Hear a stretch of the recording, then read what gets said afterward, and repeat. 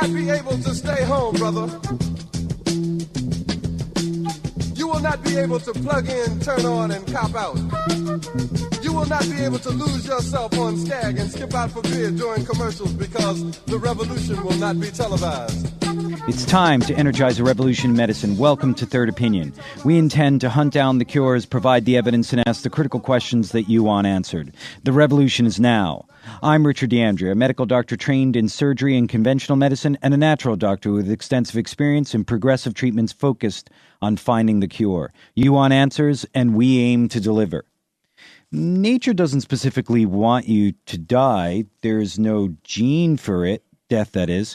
They say people perish not because of some internal clock counting down to death, but because the body doesn't promote self-healing past a certain point.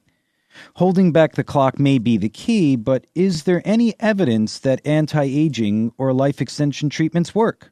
When we return, we will dip into the mythical fountain of youth, because we all want to look and feel younger, but in some cases, no matter the cost. Our top stories. Roche pulls Accutane off the market. Roche, the world's biggest marketer of cancer drugs, is pulling Accutane from the U.S. market after juries awarded $33 million in damages to users who blamed the drug for bowel disease. About 13 million people have taken Accutane since it went on the market in 1982. In April, Switzerland-based Roche announced sales rose to $11.6 billion and completed its $46.8 billion purchase of partner Genentech. There are no financial issues for Roche during this economic downturn.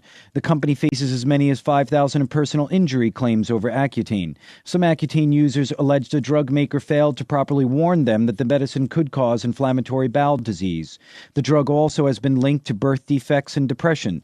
The drug has been pulled off the market in 11 other countries, including France, Denmark, Austria, Germany, Portugal, Norway, and Spain. In November, a state court jury in New Jersey found company officials didn't properly warn doctors about Accutane's health risks and awarded 3 men a total of $12.9 million in damages. This is a drug that has been on the market for at least 20 years. And this is the only result.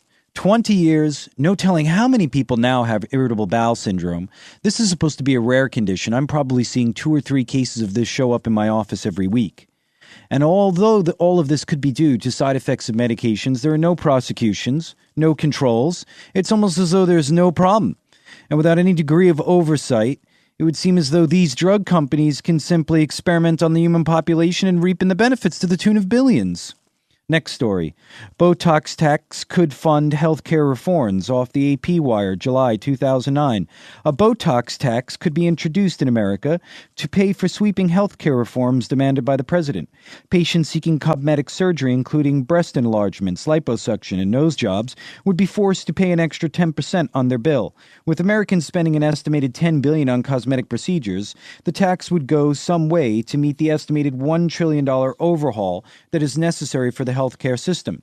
Senator Max Baucus, the chairman of the Senate Finance Committee, has suggested the cosmetic surgery tax. Critics of the proposal say it will target the wealthy.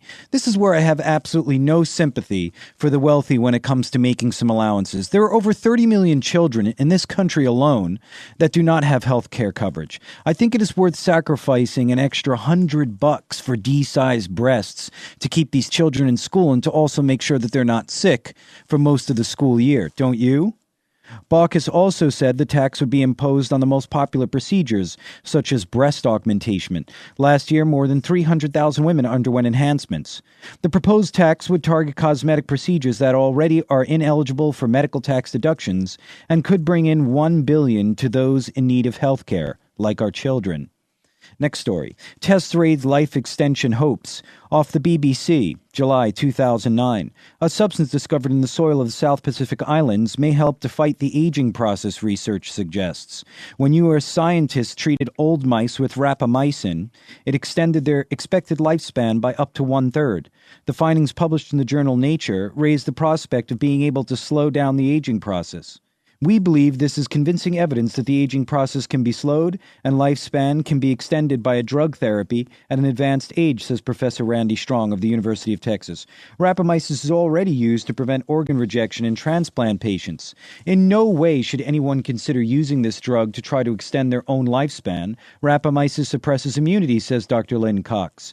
If rapamycin works as envisioned, the potential reduction in healthcare costs would be enormous.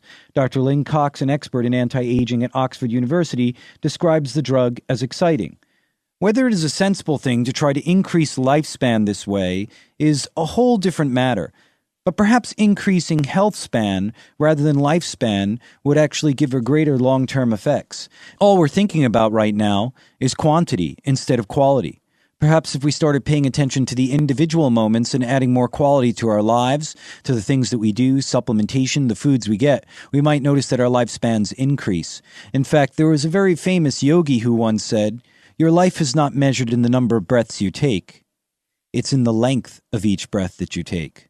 So it may be something to the fact that looking at health span would increase lifespan.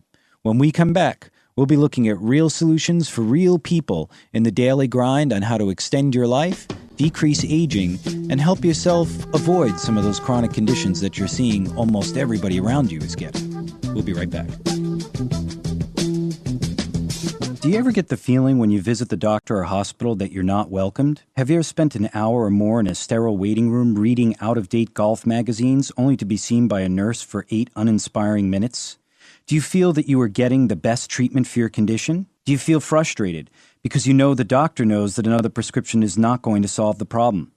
It seems more and more like doctors have become prescription drug dealers trained by insurance and pharmaceutical companies to prescribe.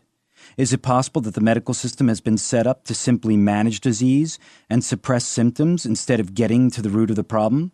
That profiting from disease is more important than putting you at ease? That doctors have become hypocrites and can't seem to remember that they took the Hippocratic Oath? Are you looking for someone that actually cares? My name is Richard D'Andrea. I'm a medical doctor and I do care.